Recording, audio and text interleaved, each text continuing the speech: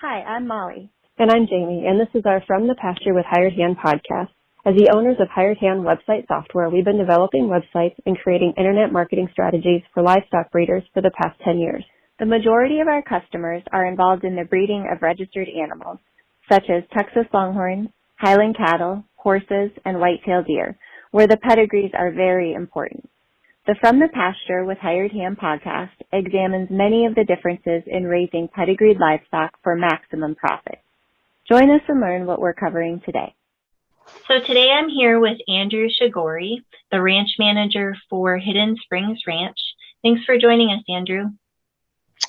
Good to be here. Thanks for having me.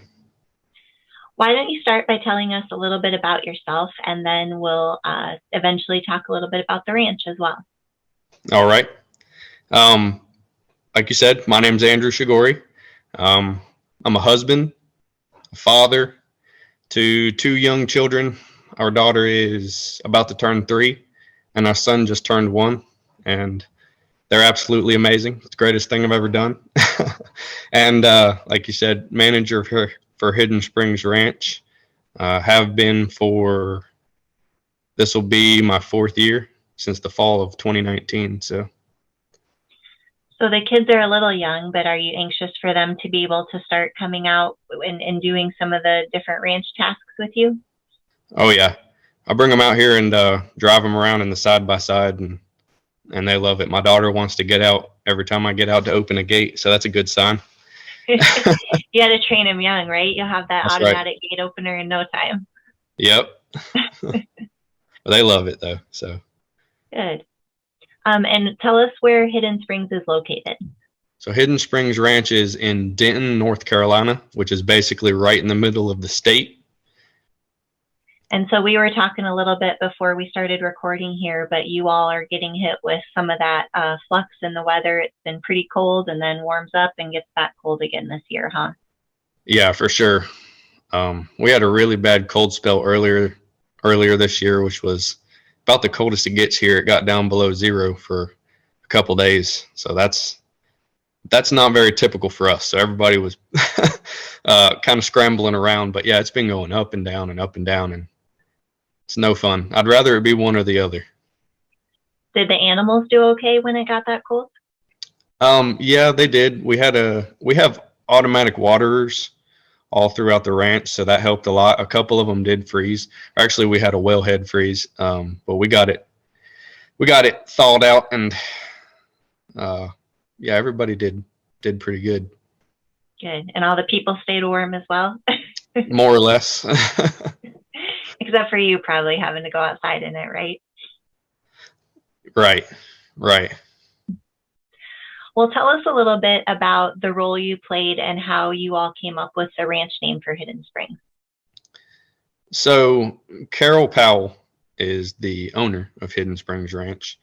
And like I mentioned, she hired me in the fall of 2019.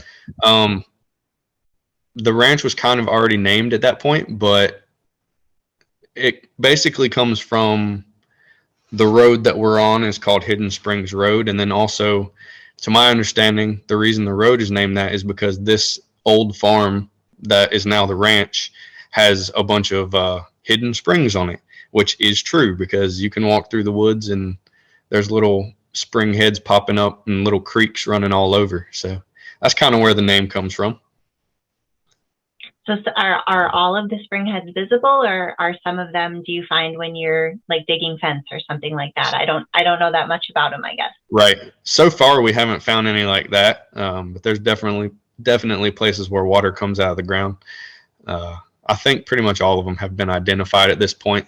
Like I said, this was an old farm. It's been here for a long time. I'm not sure how far. You can go back on like the county GIS and look at pictures and old maps of it from like the early 1900s. So I don't actually know how far back, but a ways. Wow, that's pretty impressive. Yeah. So we're obviously on a podcast, so we don't have a lot of visuals right now, but can you explain your brand for Hidden Springs to us, what it looks like, and maybe how you came up with the idea? Yeah, so it's basically a stylized HS with kind of longhorn horns on it. A lot of people say it looks like a 75. They're like, what's the 75 stand for? But it's actually an HS with horns. And Carol kind of had an idea of what she wanted to look like. And then we kind of got together on that and came up with something that was simple enough to work for a brand and that I think is kind of marketable and identifiable without being too complicated. So we can put it on, hats and merch and the website and stuff like that. And that's exactly what you all do. Even like your social media profiles are your brand as well, right? You've kind of built up that look and you have some specific colors that you use with it and everything. Yeah, I want it to be, like I said, like identifiable, like for someone to be able to see it and know, oh, that's Hidden Springs Ranch. So I try and use the brand as much as possible actually to, make it recognizable. So besides, you mentioned your family a little bit, and then you talked about Carol. Besides all of you, is the ranch kind of a family affair, or are there more people that play some important roles in it? So Carol and her son, Jeremy, live on the ranch. Myself and my family live off ranch, a little less than 30 minutes away, so I actually travel out here. But so Carol and Jeremy living here are involved, obviously, and Jeremy's a great help to me feeding animals, and he's got his goats that he takes care of and helps me out where he can. So yeah, it's a family affair, I guess you could say. Nice. So why Longhorns? Obviously, being in North Carolina, a lot of people probably think more black cattle and that sort of stuff. So tell us a little bit about why you all decided that Longhorns were the animal to be for Hidden Springs. Well, without getting too far into the beginning story, because I think we're going to cover that later, basically, like I said, this place is an old farm. And when Carol bought it in 2017, she was looking for something to help clear the land. So there was what used to be pastures that had kind of grown up. So once they got a perimeter fence up, she was looking for a type of livestock that could help clear a lot of the undergrowth and brush and bushes.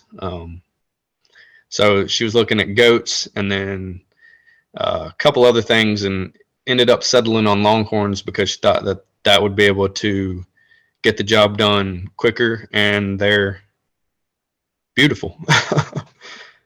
And did it? Was she happy with her decision in regards to helping it get the job done she envisioned? Yeah, absolutely. They actually did a really good job of clearing it up. All they had was was one small tractor and a 6-foot bush hog and the Longhorns, and it got cleaned up pretty good. We've, obviously done even more since we kind of made it more of a functional ranch, but the Longhorns definitely did their job in the beginning of taking out a lot of that undergrowth. You can go out, there's still several forests. We use a lot of woods as natural cover and shelter for the Longhorns.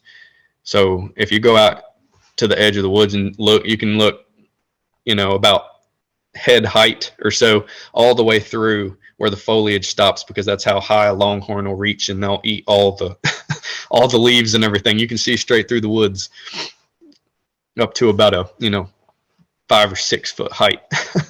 Nice. Yep.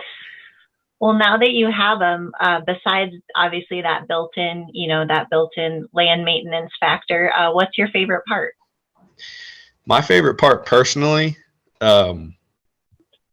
well, I guess my favorite part is probably like researching the breeding and the pedigrees and all that, because I find that really enjoyable. It's like a puzzle. I like that kind of stuff. But then also seeing that take shape.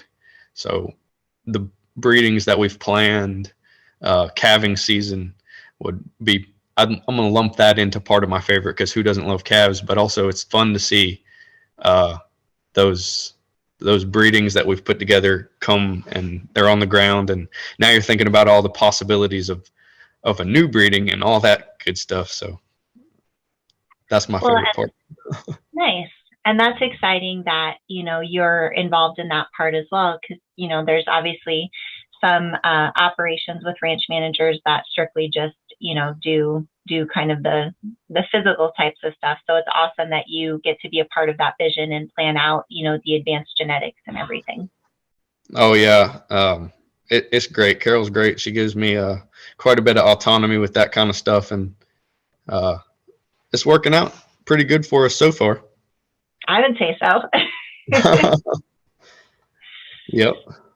So you talked a little bit about why you got started and chose Longhorns. Now let's shift gears and talk about how you got started. So walk us through who you bought your first ones from. How did you find them? Why did you get the ones that you did to get started? Okay. So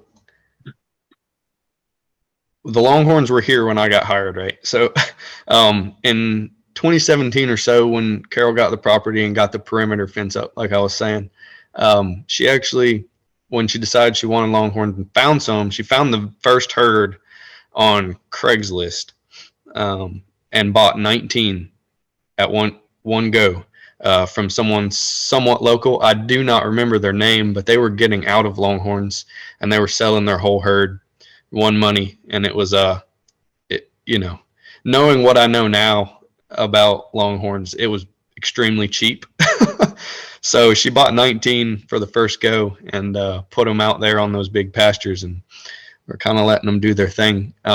So that's where the first herd of Longhorns came from, and they actually almost all had paperwork. Well, they did all have paperwork when she bought them, and subsequently, they bred for the next couple years, and we had to go back and figure out which ones were which in order to get all that paperwork done. But yeah, that's how the first Longhorns got here on Hidden Springs Ranch. That's a good story. Yeah. How many of those original ones are still there? Do you happen to know? We have at least 4. There is 4 of the original ones here. And then there are a couple nearby. I sold a couple of them to some other new local breeders. So those bloodlines are still out there. Do you feel like the 4 that you have on the ranch still kind of will have their forever homes there? Are you a little bit sentimental about them?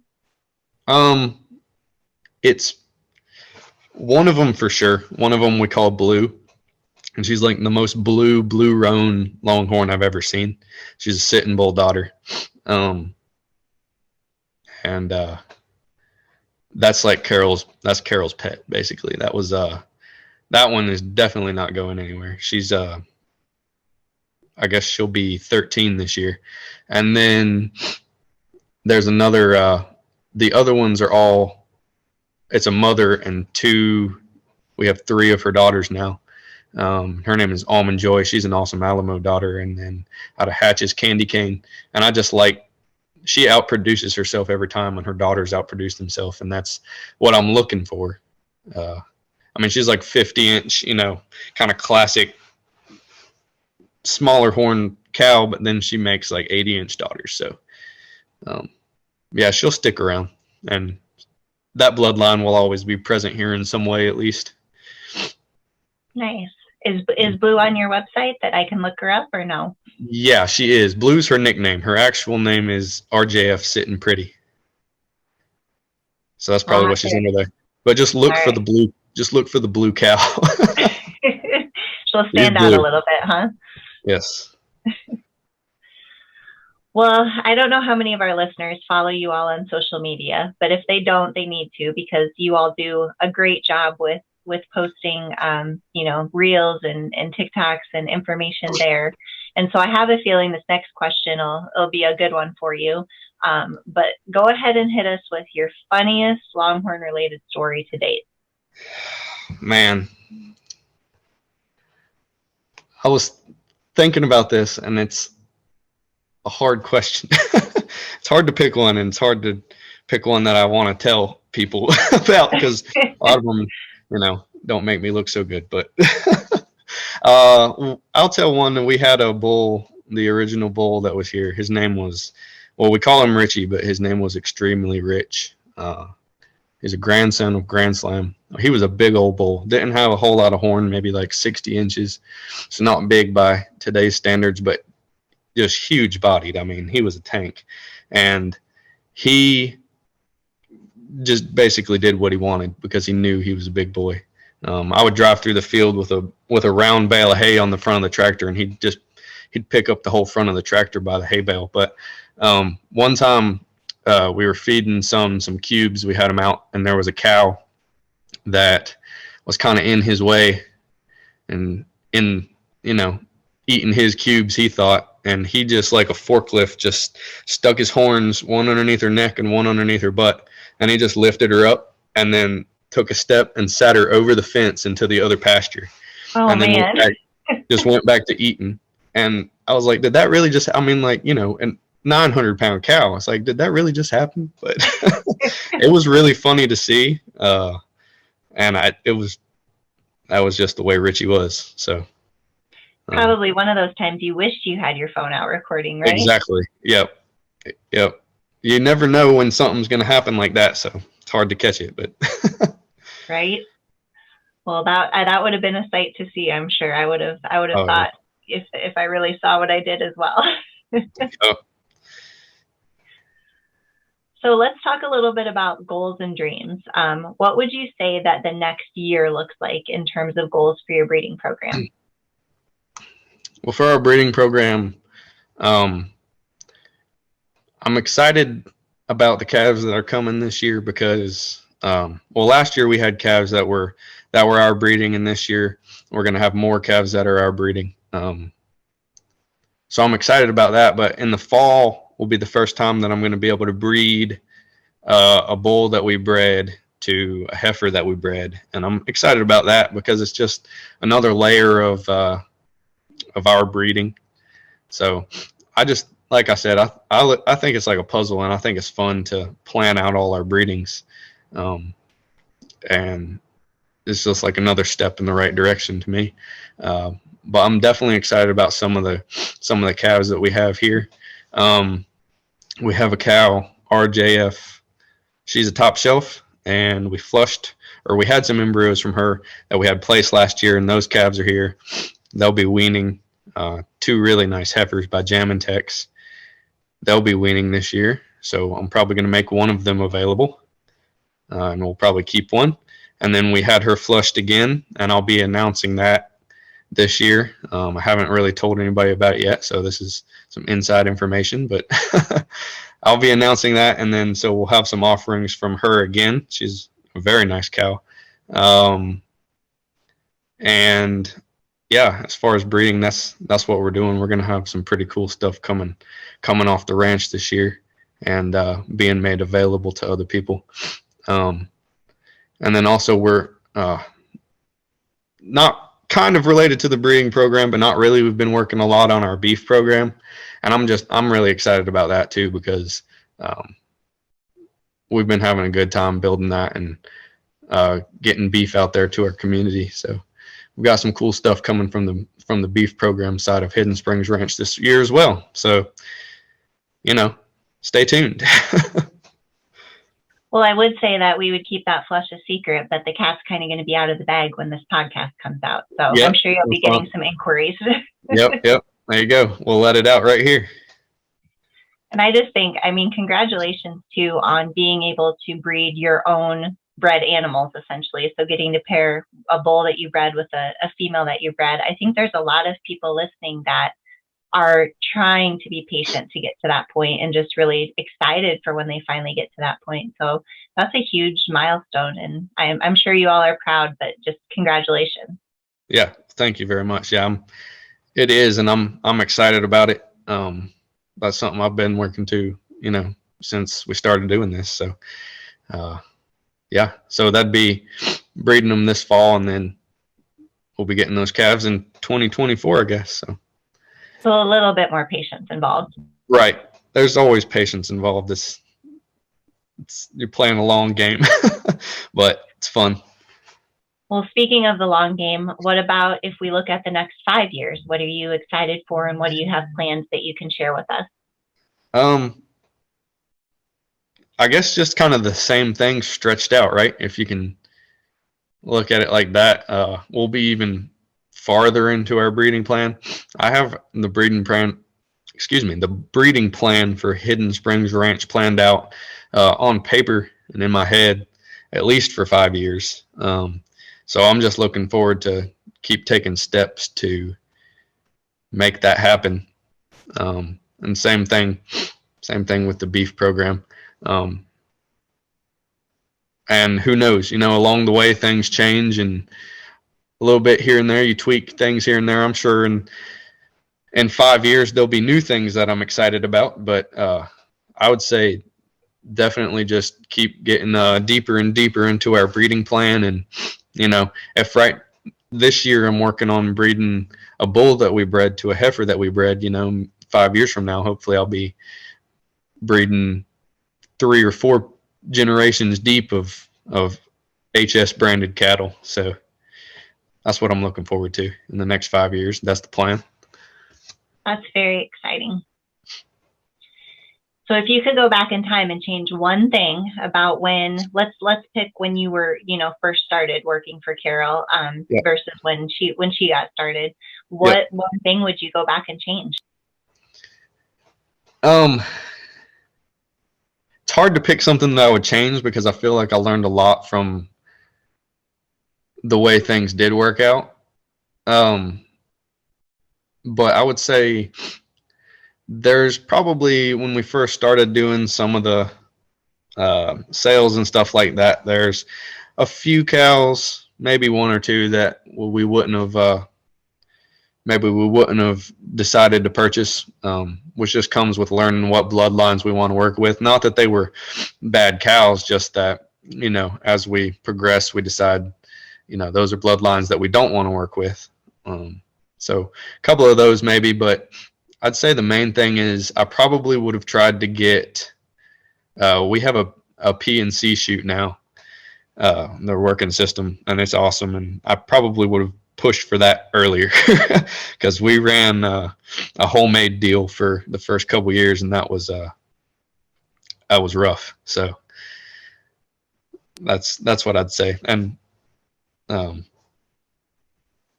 yeah, it's definitely worth it to have a good chute setup. Keeps us and the cattle safe. So how much easier would you say that chute setup has made your job specifically when you have to work the herd? So much easier. I can, once I get them into the staging areas or into the holding pens, I can work them through the chute by myself essentially. So before it was not the case, and it would take me and my helper at least 2 of us, if not 3 of us, to get them in there. And it was kind of like the Wild West. You never knew what was going to happen. So yeah, it makes it a whole lot easier, and like I said, keeps everybody safe. So definitely worth it. Well, I feel like that's kind of some good advice for newer breeders as well, just talking about how important a chute system can be, even though I know sometimes when you're getting started, it's hard to budget for it. Yeah. What other advice would you have for new breeders? And we were also running like, 60 or more head by then. So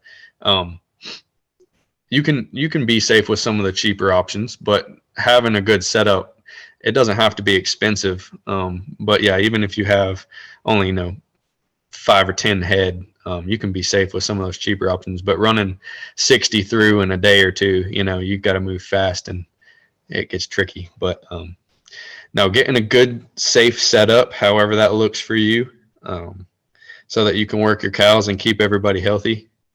And my advice for people who are just now getting started would be to definitely research pedigrees as much as you can and find out which ones you like, which ones you don't like, and don't stray from that just because you might find a good deal or something like that. But Really be intentional about your breeding as early on as you can would be my advice to people, because then you're not backpedaling when you make that decision on down the line.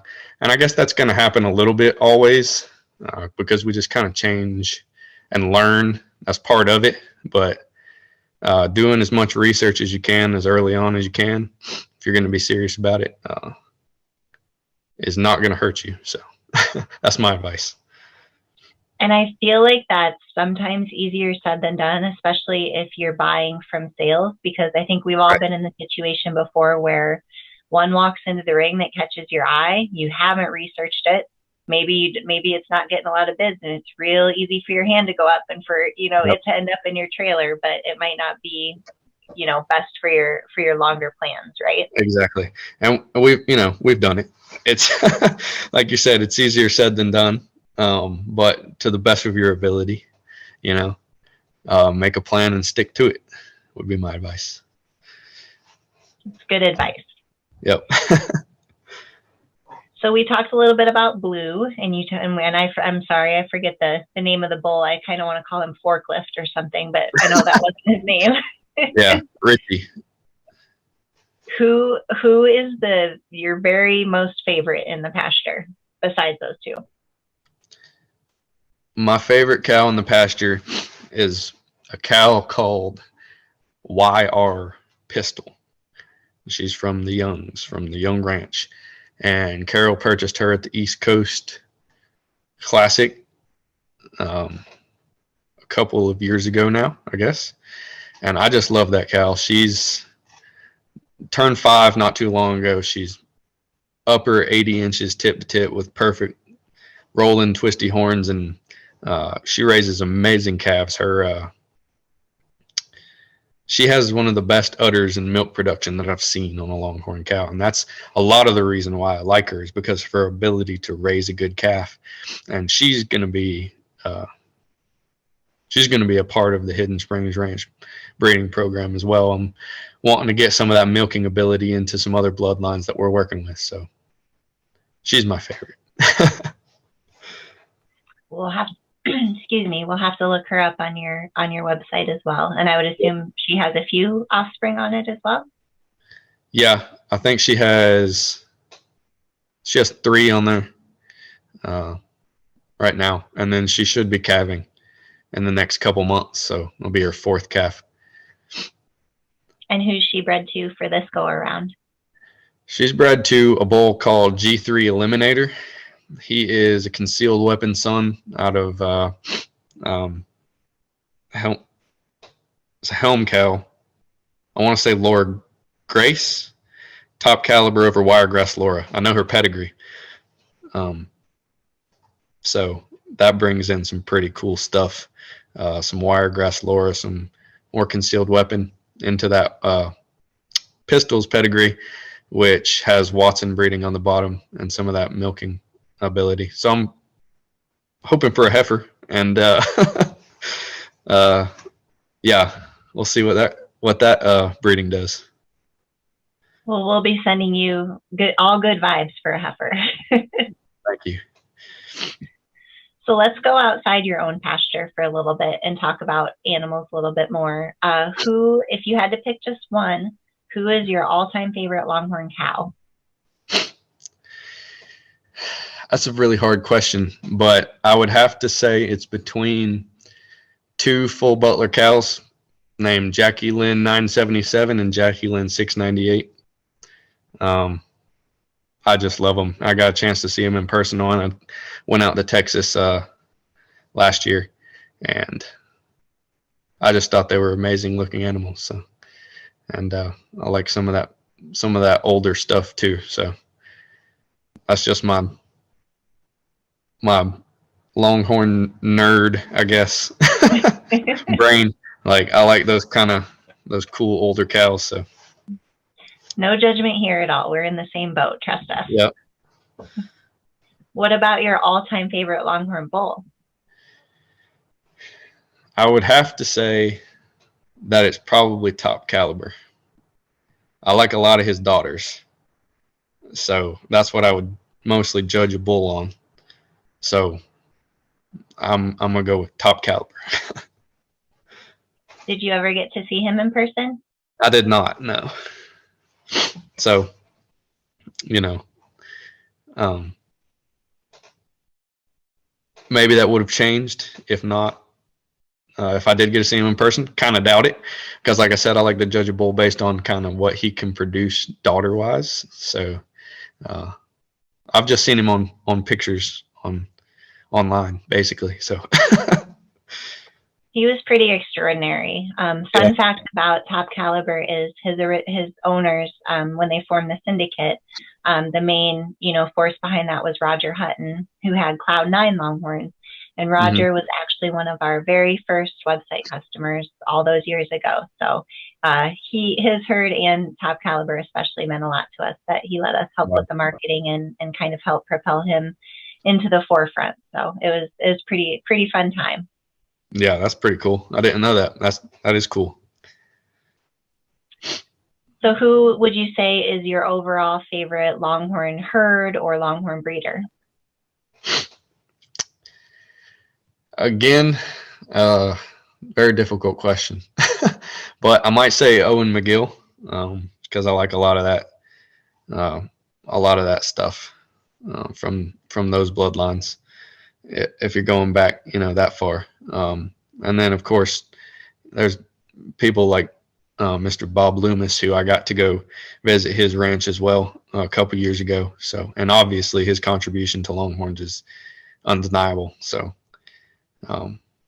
between those two, I'm not going to give you a one answer, apparently. That's okay. We'll let it slide this time. All right.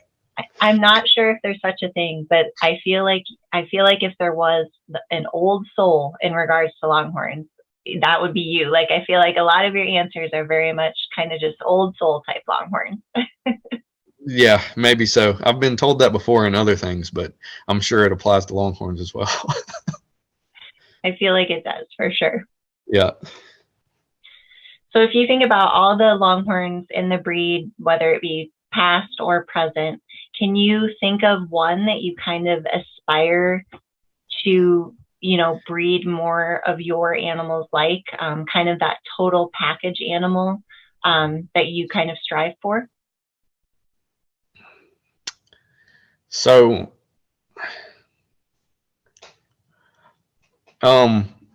Pistol, YR Pistol is like, she's my favorite cow for a reason. I think she's, if I can pick one that's in the Hidden Springs Ranch herd, she's a lot of that combined, but we didn't breed her, the young's bred her, so I feel like I can pick her. But she's got the horn set, like perfect horn set in my opinion. Milking ability and ability to raise a calf is just amazing. She's feminine. So I'd probably go with her or some of the, maybe her mom, who's a Watson bred cow, or yeah. I suppose we'll allow that answer. You kind of found a loophole in our question, so we'll her and her mom.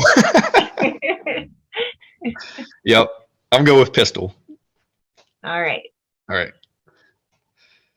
So I know you've talked about quite a few fellow breeders or breeders of the past as well. Is there anyone that we haven't talked about that you feel like played a special role in helping you get to where you are today that you want to talk about a little bit?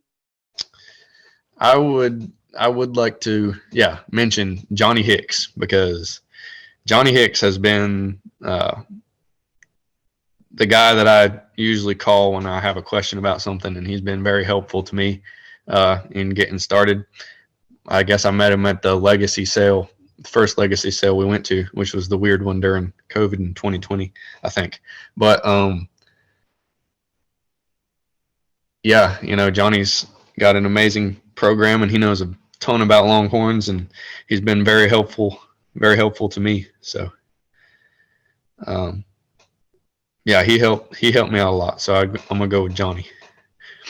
Perfect. Well, we'll be sure to link his site in our show notes at the end. And he's actually up in Michigan, so again, a very unique a unique place for a breeder.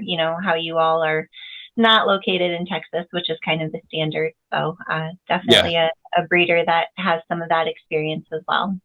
Yeah, for sure. For sure. Well, before we shift gears and talk a little bit more about internet marketing and your website, is there anything else that we didn't go over that you'd like to share about your ranch or breeding program? I think we've covered quite a bit. I guess I would just sum it up by saying, you know, we're going to have a lot of cool stuff coming up, a lot of cool stuff coming out of Hidden Springs Ranch this year, but also in the future. And so it's pretty easy to keep up with us on, check out our website or social media. And I try and keep everything updated and see, so everybody can see what we're doing. And if anybody likes what we're doing, then it's easy enough to contact me and express that interest and let me know that you're interested in calf or a cow or bull prospect or whatever. Or if you just want to talk about Longhorns, reach out. I'm always up for talking about Longhorns. And I highly recommend, again, following you on social media. People won't regret it. So we try. Love what you're hearing? Be sure to check out our Pickup Truck Confessions. It's a video series where we hop in the truck or rental car and interview a variety of breeders about what drives their passion for their livestock, how they got started in the breed of their choice, marketing tips, and more. And now, back to the podcast. All right, so let's talk a little bit about your website and just, Longhorn websites in general. So I'm going to put you on the spot here. If you had to estimate, what do you think the average amount of time you spend looking at Longhorn websites in a week is? A lot. So when I was going over these questions, I was trying to calculate it. It's, more or less a couple of hours every night. So, 20 plus hours in a week, I would say I spend researching Longhorns and looking at Longhorn websites online. So you're definitely doing your homework then. You're not taking it lightly at all. Yeah, well, I love it. Like, it's fun for me, and that's what I do in the evenings after I put my kids to bed. So So we're gonna go ahead and call you an experienced Longhorn website viewer. So keeping that in mind, what pulls you in about different sites? What keeps you on a site longer than others? If it's first of all, if it's updated and I feel like the information that I'm getting is current, because if I go in there and there's usually led there by a pedigree or something, right? Or not always, but most of the time. And the only thing I can find from your cows is 3 or 4 year old pictures. Usually that's gonna, depending on the level of interest, I may not dig any farther, but if there was a good picture of her, like a current one or something like that, or updated measurements, I might be more interested in digging into that farther. So updated website, and then also just legible, clean and legible, that you don't get lost looking around and like, where's the heifer page? Is there a heifer page? Or where's this or where's that? And so just a easy, legible layout and as up to date as possible, I would say. So what would you say are the last 3 Longhorns or the most recent 3 Longhorn websites in your search history? I can tell you exactly. It's Rolling Hills Ranch, Cole Meeks down there in Georgia. I was just talking to him on the phone, and I pulled up his website to look at a cow we were talking about. And then it's 5D, I think it's 5D Longhorns, Dan Huntington in Wisconsin, because earlier today I was doing some research on the sale that he puts on up there every year in Wisconsin. And then Arrowhead Cattle, which I think I got there from a Facebook post and they had linked it. So I clicked on that and I was looking at a cow on the Arrowhead. That's y'all, right? Hired Hand, Arrowhead Cattle Company. Mm-hmm. Yes. Website. Yeah. So that's the last 3 I looked at. Perfect. I love that it's so exact and you don't have to guess. It's perfect. Yep. So you mentioned, I think, that you got your Arrowhead through a Facebook post. What is kind of your go-to social media for finding new Longhorns when you have the time to look? For finding Longhorns, I would say Facebook, because there's all those great Longhorn Facebook groups like Longhorn Friends and News and Market and those kind of groups on Facebook where people put a lot of their Longhorns that are available or just pictures of their Longhorns or whatever. So Facebook, I would say, is a really good place to find Longhorns. What about if you're going to promote your own Longhorns? What's your go-to social for that? Well, if I'm actually making a post about one being available, I'd probably put it on Facebook in one of those groups. I don't do that a whole lot though. I'd try and do more like just broad marketing, like here's what we have, here's what we're doing, instead of like making one available, because they're for sale on our website. So I try and just promote the ranch as a whole, and then people interested in what they're doing, they can go to the website and see what's for sale. And I use Instagram a lot. We found some success on Instagram, so I use that quite a bit, and it's easy to use, and so I just promote the ranch a lot on there. So Facebook and Instagram mostly. So let's talk a little bit about Instagram, because you all are very successful on there. I believe that you post a good mix of kind of pretty photos, but also mix it up with reels that are either humorous or very real life. Do you find that one or the other gets you more brand recognition and more followers? So somebody told me one time that the 3 E's of social media is education, entertainment, and e-commerce. So entertaining, funny stuff, education, teaching people about the Longhorns, and the e-commerce is promoting some of the stuff that we sell, like beef and whatnot. But I think as far as what does better, I think a lot of times the educational stuff does the best. If I post something with a caption explaining what we're doing, or sometimes I'll do like the question boxes in the stories, and tell people to ask questions that they have about Longhorns, and then I'll try and go through and answer them. A lot of times I'll do that on like a Saturday, and then I'll just sit while I'm sitting at the farmer's market booth. I'll try and go through and answer questions. But then obviously the entertaining stuff does really well also. We don't do like a whole lot of like we don't like dance or anything like that. But I post videos a lot of like the cows getting off the trailer, or the cows moving around in the field. And I think that Longhorns are just naturally appealing to the eye. So if you can figure out how to video them doing stuff, people love that. Like we have one of a cow walking through. We got some planted pine trees, and she's walking out toward the hay I just put out. So I was getting a video, and she like turns her head sideways to walk between these 2 pine trees, and she's a top shelf cow, so she's got like 96 inches tip to tip. She had to turn her head to walk between these pine trees, and I put some music to it as a reel, and people like that a lot. So.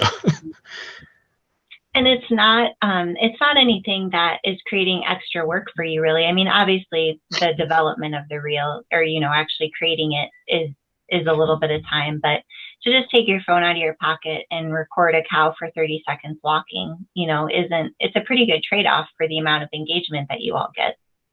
Yeah, for sure. There's some work to it. Like you said, putting it together, but I try and just thinking about getting your phone out and videoing sometimes, or getting a picture, is the hardest part. So if I can get a couple of videos during the day, usually what I do is, again, in the evening, once put the kids to bed and I'm researching Longhorns or whatever, I'll look over videos or pictures of what I got, and put them together. Like on Reels on Instagram, you can save it as a draft. So sometimes I'll put a couple together and then release it the next morning, so that people can look at it. And sometimes I'll just take a picture and put it up there too. But I try and plan it out a little bit to. I mean, it's part of. I look at it as part of my job and part of our marketing and advertising strategy for the ranch. So yeah, I put some thought and planning into it for sure, instead of just throwing up random pictures. And it makes it look nicer that way too, and it's more appealing to the eye and something that people can enjoy following. That's great. Yeah, you really do a great job with it. And I know when the one you mentioned where she's walking through the pine trees showed up in my feed, I had to watch it 3 or 4 times just because it's so, there's something like elegant or graceful. I don't know what it is about, how she tilts her head and the music you put with it. It was very well done. Thank you. Yeah, it is amazing how aware they are of their horns and that they can maneuver them like that. And anytime I can get a picture of them doing something interesting like that and post it, a lot of times, it's very entertaining for people. So people who don't see them every day, people who don't see them every day, like for me, it's like I'll never get tired of looking at them, but for me sometimes it's like that's just them doing what they do every day. But for people who don't get to see them every day, you got to realize that they're pretty amazing looking animals if you're not used to looking at them. So something like that is going to stop people in their tracks a lot of times and make them click on it and see what's going on. For sure, especially for several of yours that do have the over 90-inch horns. It's pretty amazing to look at. Yeah, visually striking. And I know you've mentioned your beef quite a few times throughout the podcast. I would imagine that most of your market for that is local, right? Yeah, so we don't ship it. Not that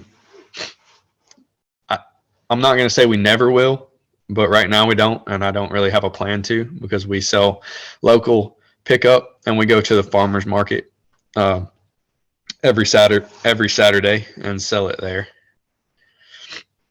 So do you feel like working in the occasional beef post, kind of the e-commerce piece of the 3 E's that you were talking about as well, do you feel like that balances out pretty well on social between promoting the beauty of the animals, but also the nutrition? Yeah. So a lot of times I'll post some stuff on Facebook with the beef, like a couple local North Carolina farm pages or whatever, posting on there so that I know that the people who are seeing it can do something about it if they want to. But I also do post just on our main Facebook page and on our main Instagram page as well, because I think it's part of it, and I want to give people kind of the full experience. I've had it's probably going to sound bad, but I've had like marketing people tell me that I shouldn't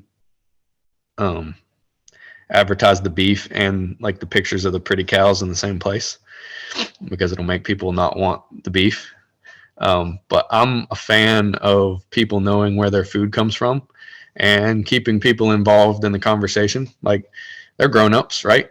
Beef comes from cows. So we're an operational ranch, and we'll sell Longhorns for all different reasons. If someone wants to buy a Longhorn for their breeding program, or people want to buy a Longhorn for a pasture ornament, or if people want to buy a Longhorn to raise themselves and get beef from, or buy beef straight from us. Like, I think that all of those are perfectly acceptable.